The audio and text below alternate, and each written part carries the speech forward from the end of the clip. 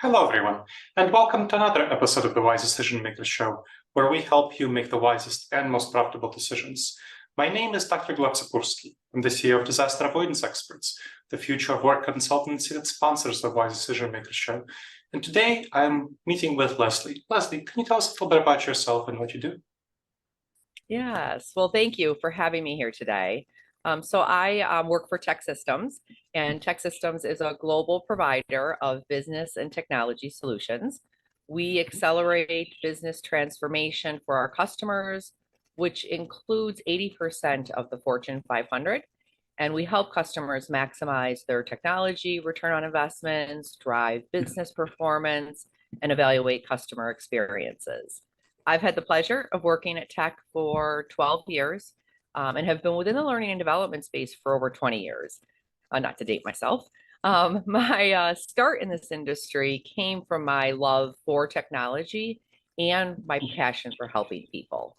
I've held a variety of roles throughout my career, from project management to client engagement to operations and leadership roles, but always working with projects and teams that are building innovative approaches to learning and development, and ultimately setting our leaders, employees, and customers up for long-term success.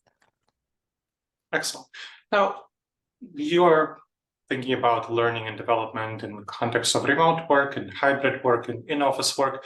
Can you tell me about the difference in the way that learning happens in remote contexts versus in-office contexts?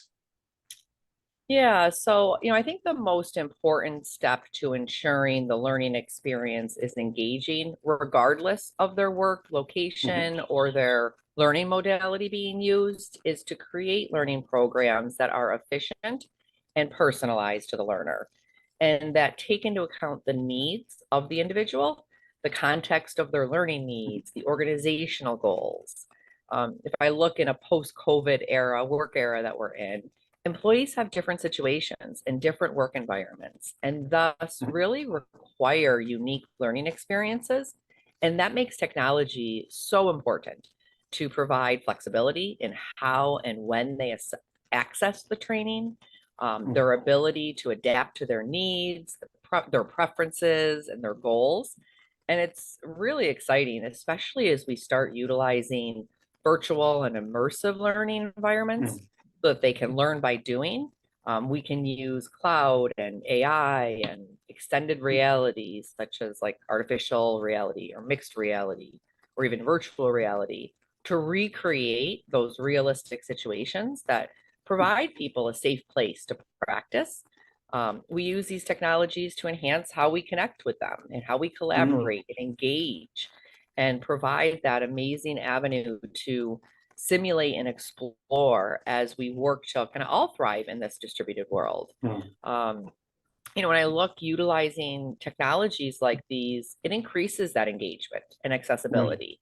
It allows all employees, not just those in the office, to access the necessary tools to become more productive, creating more value for the entire organization. And with that, quality data is essential to help make informed decisions that influence and make people better at their jobs. As artificial intelligence and machine learning continue to evolve, we can use these tools to further individualize that learning and provide real-time feedback and generate personalized learning content based on the employee's needs and their goals.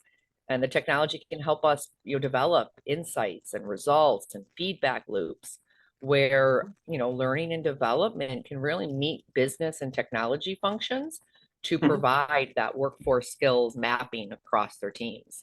And, that really kind of having that insight for a company into what skills they need today, what will they need in the future, combined with that data, really can highlight where to target those upskilling and reskilling programs that learning and development is producing.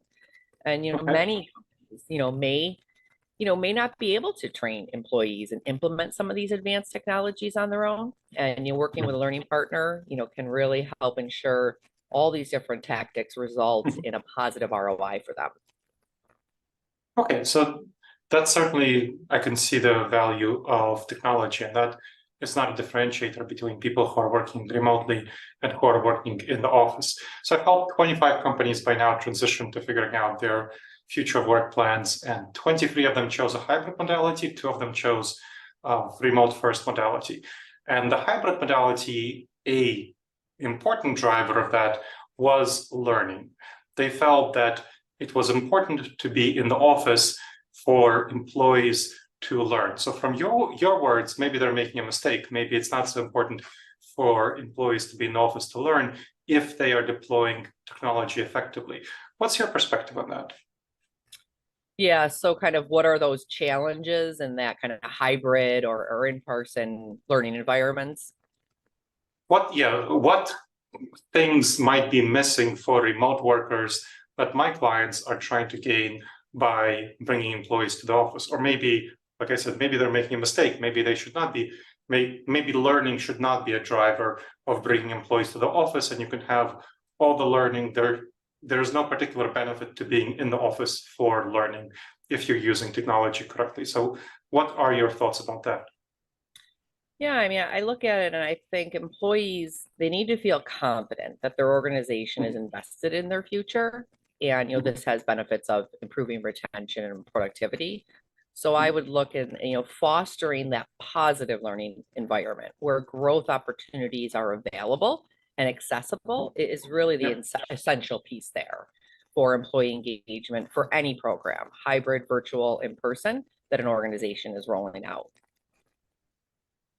And I think there's challenges there. Oh, sorry. No, go ahead. I thought that you were finished speaking. Please go ahead, Leslie. Yeah, I think there's challenges there.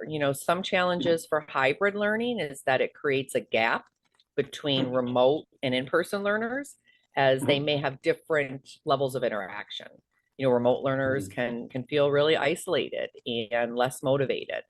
We've all struggled with overcoming, video conferencing fatigue, while in person, they may become overwhelmed and distracted as well.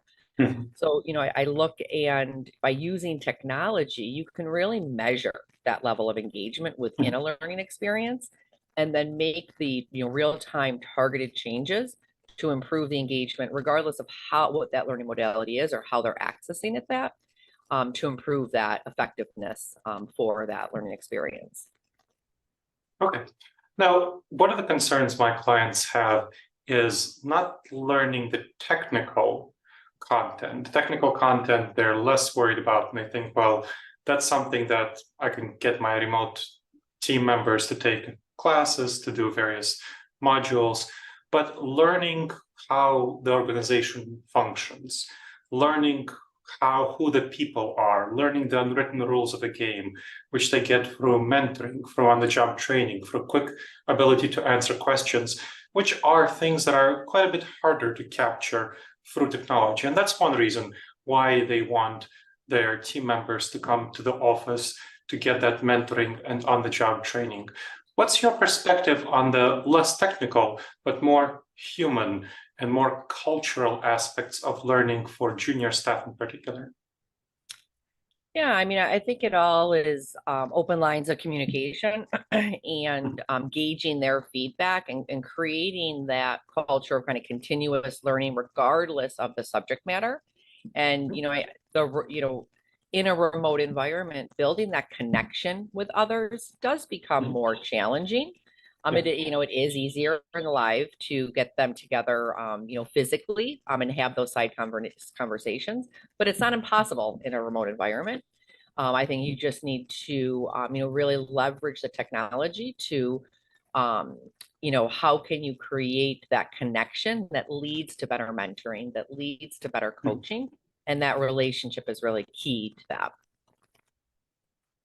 Yeah, that's what I've really found, that it's for the clients of mine that chose a remote first modality, it takes more time and effort, but they're able to do it just as well eventually. So for clients that choose a hybrid modality, what I advise them to do is have the first few, if we're establishing a mentoring relationship, to have the first few mentoring meetings in person. So you have that trust, because you build up that trust more quickly when you're meeting in an in-person setting, and you can have all the nonverbal cues, all the emotions that you can convey, all the casual chatting. because it's really difficult for a mentee to reveal vulnerabilities. And that's really what the relationship, it's key for the relationship with the mentor, for the mentee to be able to reveal their vulnerabilities. And so it's definitely doable when you're working remotely, but it takes more meetings and it takes more interactivity for that to happen. I'm curious about your experience with the specific mentoring dynamics and how those might differ between in-person versus remote. Yeah, I think with in person, obviously, some of that connection just naturally comes passing in the hallway, the water cooler. And so I think about how do you simulate those types of things in a virtual and remote environment. Again, all of that's, completely feasible. And I think with any mentoring, regardless if it's live or remote, it's having clarity on what each side wants to benefit from that mentorship and kind of starting there so that the expectations, everyone is aware, they're clear on what both sides can benefit, what both sides are looking for in that mentorship, and they have goals that they can, are tracking on as they progress. As you said, the relationship really is key because, that vulnerability and that self-awareness and the, having the openness to talk about that remotely when you haven't had that face-to-face time just takes longer in a virtual environment. But video, conferencing definitely helps with that.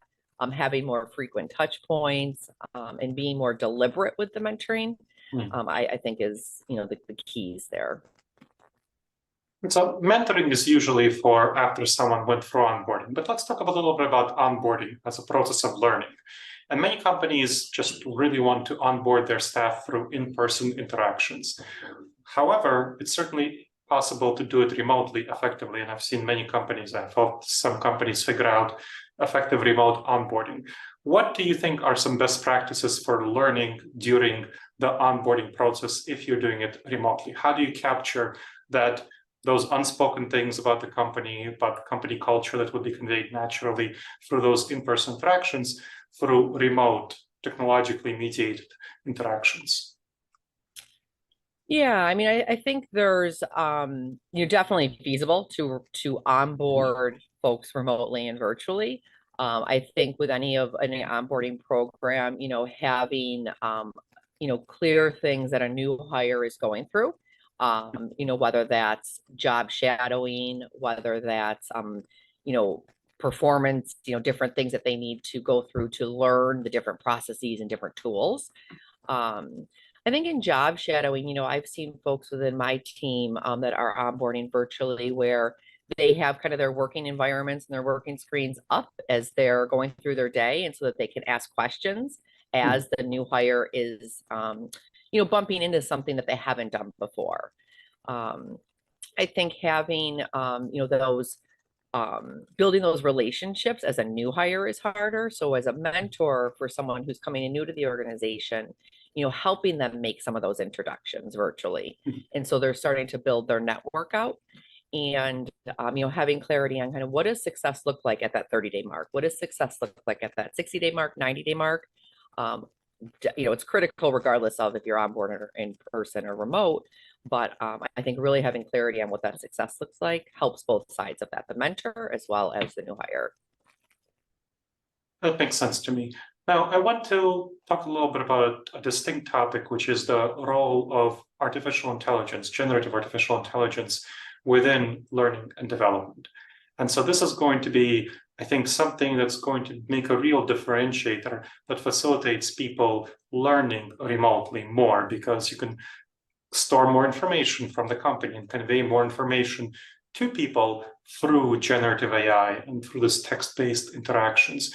I'm curious about your thoughts on how generative AI will impact learning more broadly, and then specifically the difference, how it will maybe elide or reduce the difference between learning within in-person versus remote contexts. Yeah, I think there's obviously huge opportunity there for it to really transform from a learning and development perspective. And I think generative AI, really can become a powerful tool in the learning and development landscape. How we're capturing feedback, how we're learning some of those foundational and base skills.